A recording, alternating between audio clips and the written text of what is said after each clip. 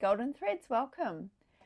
I'm called tonight to talk again about twin flames, and I'm called to talk about divine timing. And I must admit that initially, when I came to look for answers, when I was experiencing the awakening that happened when my twin flame left initially, I found it increasingly annoying when readers and guides would talk about divine timing and the importance of it, and the importance of going within, and the importance of self and self-reflection and self-growth, and the journey is all about the self.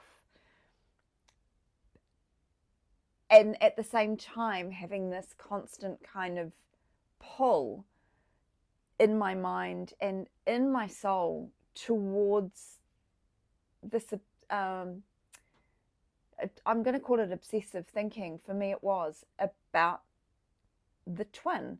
And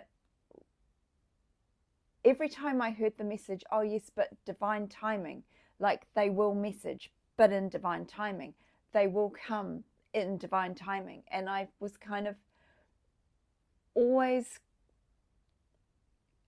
struggling between knowing that I needed to be present, knowing that I needed to be focused on self, knowing that I had no control over the outcome, but wanting control over the outcome, and then hearing the words divine timing and getting more and more annoyed, really, at the concept of divine timing.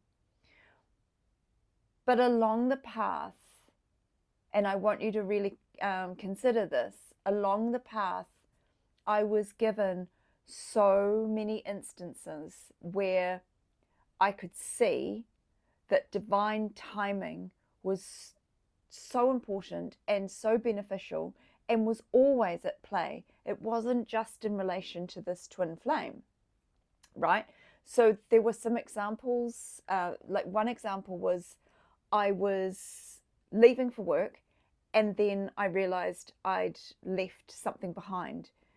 And I remember thinking, because I'd leave home at like almost the exact same time each morning to go to work. And so the timing was like about a minute later, right? So nothing to be concerned about. And I was able to, talk myself into realizing it doesn't matter.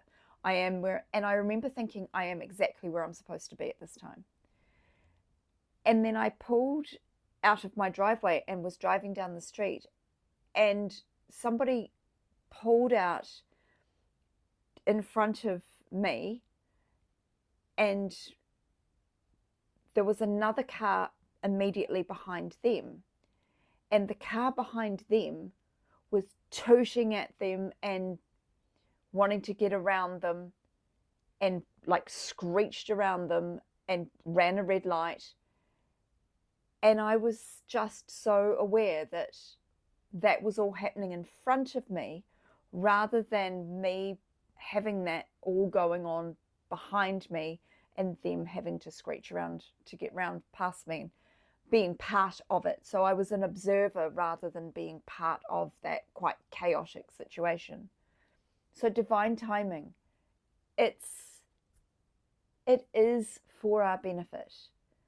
And I was called, as part of the oracle card making that I have been doing, to create this image. And if you can see, the couple on the left are blocked by a great grandfather clock. But then when they step into their aligned selves, they realize that it wasn't an obstacle, and they just pass straight through it. And that, for me, is the message that I'm being called to deliver, is divine timing is not a block. It is your protection. And the longer I'm on this journey, and the further back I look, all the times when I had thought, oh no, I'm ready now, like, no, I'm ready now, I wasn't ready. And I feel like I'm not ready. And I don't really feel like the coming into reunion is necessarily like, it's not important. And I never thought I'd get to the point of saying that, because for such a long time, my mind would keep snapping back to that as the main focus of the journey. And to be honest, initially that was actually quite helpful, because if it hadn't been for that heart connection, that heart pull, that soul pull, keeping me focused on going within, on doing the work,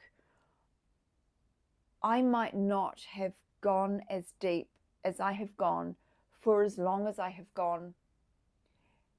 And this journey might not have opened up its arms to me in the way that it has, and the way that it continues to do. And as it unfolds, I'm just in awe of the reality of this universe, the reality of the divine in everything. And divine timing is a very big part of that. Blessings.